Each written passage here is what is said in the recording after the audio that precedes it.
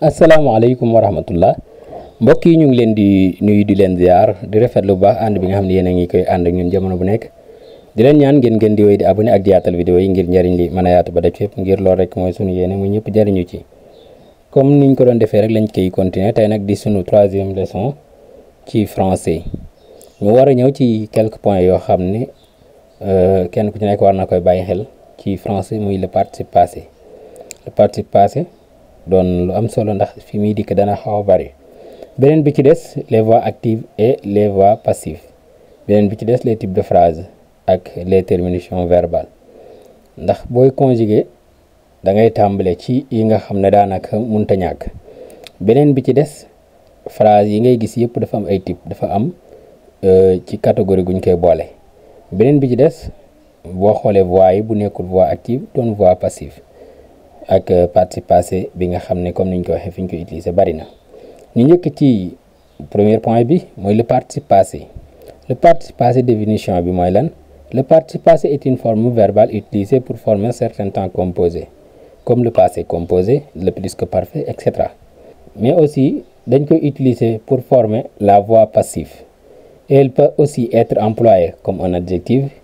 c'est-à-dire qu'il s'accorde en genre masculin comme féminin mais aussi en nombre comme singulier ak pluriel mais avec le nom qu'il qualifié maanaam participe passé benn forme verbale la boo xam dañ ko utiliser ngir former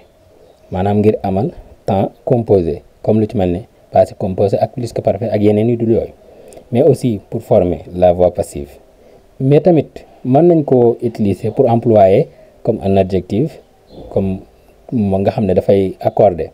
genre comme masculin ak féminin mais en nombre comme singulier ak pluriel su boobaa nag nom bi nga xam ne moom lay qualifier daf koy topp exemple j'ai mangé du riz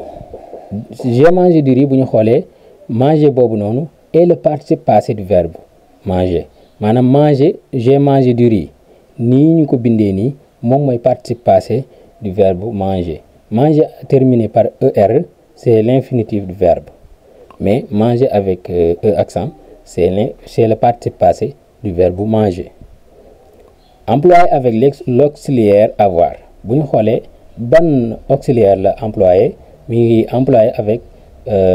l'auxiliaire avoir le employé beneen exemple bi elle est partie partie est le participe passé du verbe partir employé avec être aussi et accordé avec elle bu ñu xoolee elle est partie partie boobu noonu terminé par ie c'est le participe passé du verbe partir qui se termine par ir employé avec être et accordé avec elle maanaam moom auxiliaire être la employé mu ngi accordé avec elle les fleurs cueillies sont belles les fleurs cueillies sont belles cueillies fonctionne comme un adjectif elles sont cueillies ñu ñëw ci règle d'accord du participe passé bu fekkee avec avoir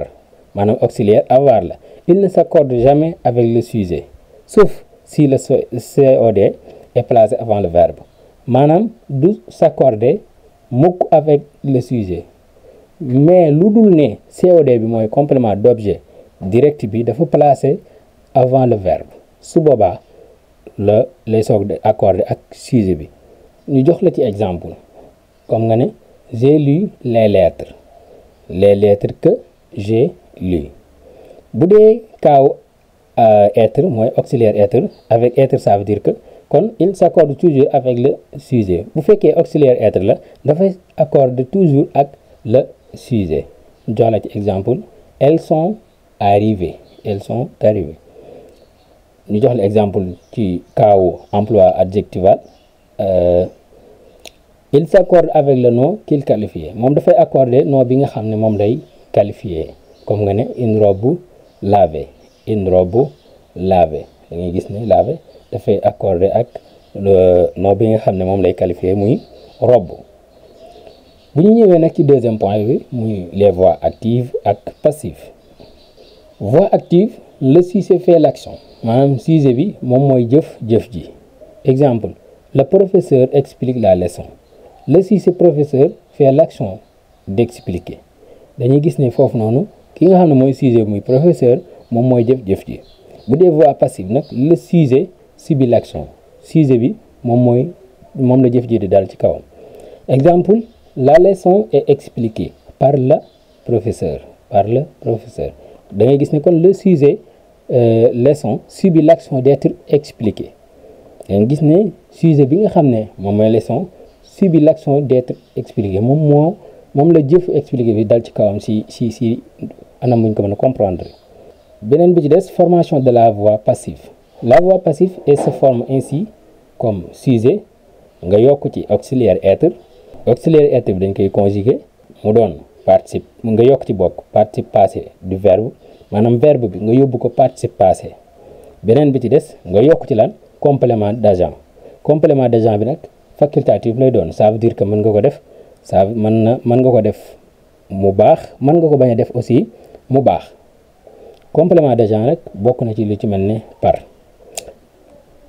ñu jox la ci exemple active comme voix active, les élèves lisent le livre. loolu voix active la. bu dee voix passive mooy le livre est lu par les élèves. par boobu comme ni ñu leen koy waxee woon mooy lan complément d'agent. correct. ba tey pour connaître la voix comme da ngay def lan si le sujet agit c'est la voix active maanaam pour nga comprendre lii voix active la wala voix passive da ngay xool bu dee sujet bi moom moo jëf su boobaa dañ naan lii voix active la. mais nag bu dee le sujet subit l'action maanaam ki jëf-jëf ji moom moo subit l'action soit c'est la voix passive. comme ñoom ñaar noonu lañ koy xàmmee. léegi nag ci transformation active vers passif maanaam nga jëlee phrase bi active jëmale ko passif dafa am nooy def. bokk na ci yi ngay def mooy le COD mooy le complément d'objet direct de la phrase active devient sujet. complément COD boobu noonu COD bi ci gàttal moom mooy mujjee doon na sujet mais le verbe prendre l'auxiliaire être plus participe passé verbe bi dafay jël auxiliaire être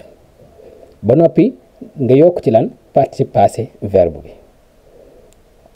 ba tey le sujet de la phrase active devient complément d'agent. bu fekkente ne si da nga bëgg a jël phrase bi jëlee ko voix active yóbbu ko passif bokk na ci li ngay def ba tey mooy sujet bi nga xam ne moom moo le sujet de la phrase sujet phrase bi moom dafay mujjee doon complément d'agent. comme nga ne ci voix active l'élève écrit la lettre. léegi voix passive bi lan lay doon la lettre est écrite par l'élève. est-ce que vous avez compris? ok léegi ñu ñëw ñu troisième point bi mooy les types de phrases. les types de phrases la phrase déclarative dafa am mooy moom dafay informer wala muy affirmer quelque chose moo tax mu ne la elle informe ou affirme quelque chose mooy dalay xibaar wala muy dëggal benn mbir. exemple il apprend sa leçon xam nga loolu boo ko déggee da ngay xam ne kii mi ngi jàng leçon. il apprend sa leçon da ngay xam ne mi ngi jàng lan moo tax dañ la ko xibaar kon moom lan la déclarative la. wala ci beneen phrase ci beneen type ñu ne la phrase interrogative. la phrase interrogative moom dafay joxe benn question maanaam dafay indi benn question dafay laaj. exemple moo tax ñu ne elle pose une question dafay poser question. exemple apprend-il sa leçon ndax moom mi ngi jàng ay leçon. est-ce qu'il apprend sa leçon ndax mi ngi jàng ay leçon yëpp ay laaj la. kon yooyu lan nga ciy déggee da ngay gis ne phrase bi kat phrase interrogative la. beneen bi ci des mooy la phrase injonctive ou impérative moom elle exprime un ordre ou un conseil ou une demande maanaam dafay exprimer di la jox ndigal wala mu lay jox conseil wala mu lay ñaan wala mu lay demander dara loo xam ne talab la. comme tey jii ki dikk di la jox ordre ne la apprends ta leçon jàngal say leçon xam nga kooku ki la koy wax daf laa jox ordre loolu lan la phrase injonctive wala nga ne impérative. am na beneen bu ñuy wax la phrase exclamative. phrase exclamative nag elle exprime sentiment vif admiration colère surprise etc. maanaam dafay exprimer sentiment bu nit ki di dund wala loo xam ne daf ko bëgg lool wala lu mu mer wala benn surprise wala genre yooyu nga ne comme il travaille bien nga gis kuy liggéey nga gis ne kii liggéeykat la nga ne comme il travaille bien da ngay mooy yow yaa ngi wanewu ne kii kat liggéeykat la mooy sa wax ku ko dégg day xam ne kii jàmbaar la kii liggéeykat la. léegi ñu ñëw ci les terminaisons verbales des 3 groupes mooy premier groupe deuxième groupe ak troisième groupe bi ci njëkk mooy la première groupe ñi nga xam ne ñooy jeexee er sauf aller rek mooy verbe bi jeexee er te bokkul ci premier groupe moom mi ngi bokk ci troisième groupe comme niñ ko waxee woon ci leçon yi passé ñu jox la ci exemple ci aimer ñu jox la ko ci aimer ki jox la ci temps yi ak ci termination yi ak exemple yi bu dee ci temps yi comme lu ci mel ne présent da nga gis ne premier groupe lan lay jeexee es ons ez ent comme lu ci mel ne j'aime tu aimes il aime léegi nag comme ni ñu ko tartibé ne mooy comme es ons ez ent ñu wax la nan lay tegee benn bu ci nekk ban lay représenté benn yoon bu ko defee yeneen ni ci des yëpp nga comprendre noonu lay demee mooy bu dee bi mooy je es mooy tu bi beneen bi ci tege mooy il wala elle bu dee ons mooy nous bu dee ez mooy vous bu dee ent mooy il avec s wala elle avec s dégg nga kon ñu comprendre ko noonu boo xoolee ci bu njëkk bi gis nga j'aime es bi tu aimes beneen bi ci des il aime kon da ngay comprendre ne boo continuer woon ons mooy nous ez mooy vous ent mooy il avec s wala elle avec s bu dee passé simple dafay jeexee ai mooy je as tu a il avec sans s wala elle sans s am at er bu dee passé composé auxiliaire avoir plus participe passé lay doon bu dee futur simple erai lay jeexee eras lay jeexee era erons erez eront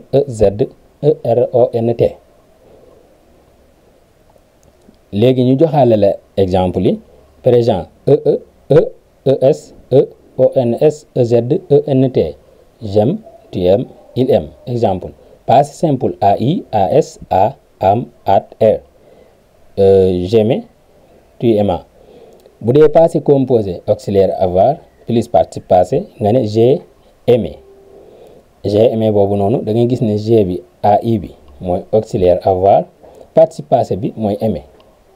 dégg nga futur simple ere era auront aurez auront mooy j'aimerai léegi nag yeneen ni ci des comme niñ la ko joxee nii moom nga koy jéem a def parce que ay exemple la bu ñu la joxee exemple nag yow yaa koy jéem a nattale ak yeneen yi. ñu ñëw ci deuxième groupe bi bu ñu xoolee deuxième groupe bi mooy yi nga xam ne ñoo jeexee ir te mën a jël i100 comme niñ ko waxee woon ci leçon yi passé encore noonu moom dinañ la ci jox temps termination exemple bu dee ci présent comme niñ ko waxee woon sànq je day jël is tu jël is il jël it nous jël ison vous jël ic il avec s jël is bi nga xam dafay jeexee ent comme ñu jox la exemple c'est fini yaa koy àggale mooy tu bi ci war a tege il bi ci war a tege nous vous il avec s comme noonu passé simple is encore it encore im it ir je finis tu finis etc. passé composé aussi auxiliaire avoir lay jël plus participe passé nga ne j'ai fini comme noonu tu as fini comme noonu ba mu àgg. futur simple moom dafay jël ira iront irez iront comme je finirai ba mu àgg comme niñ la ko waxee rek buñ la ci joxee benn exemple yeneen yi ci des yaa koy àggale da ngay gis ne is bu njëkk bi je lay àndal is bi ci tege tu lay àndal it bi ci tege bi nga xam ne moo jiitu il sans S lay àndal wala L sans S. Ils sont, nous, IC, vous, IS, IS bon is bag mooy bi nga xam ne ENT lay jeexee boobu mooy ànd ak L avec S wala il avec S. léegi nag ñu daal di ñëw ci troisième groupe bi mooy verbe irrégulier. bu ñu nee verbe irrégulier dafa am verbe irrégulier ak verbe régulier incha allah rabbi dinañ ci ñëw ci gën koo leeral. exemple prendre ak venir ak faire ñu jox la ci exemple bu dee présent forme irrégulière lay doon moo tax duñ la ci mën a wax ne nii lay dikkee dafay changer je prends, tu viens, il fait gis nga yëpp dafa wuute. passé simple dafay joxe s s t im it ir je prie, il vient, il fit. passé composé auxiliaire avoir lay àndal plus participe passé j'ai pris, j'ai fait gis nga passé composé moom bokk na ci gën a neex a xàmmee. futur simple racine plus rai wala bu dee tu ras bu dee il ra bu dee nous rons bu dee vous rez bu dee il avec s wala l avec s ront comme je prendrai, je ferai, je viendrai. léegi nag comment savoir le temps d'un verbe maanaam verbe buñ la ko joxee nan nga xamee ne lii mooy temps bi. am na ay points yuñ koy xamee mais tamit mokkal temps yi xam ne moom lay tëddee da koy gën a yomb mais nag am na yeneen technique bokk na ci loolu lu ci mel ne hier en général fu mu ñëwee da nga xam ne lii passé la. lu ci mel ne demain en général fu mu ñëwee da nga xam ne lii futur la. lu ci mel ne toujours da nga xam ne lii présent la yu ci bëree bëri.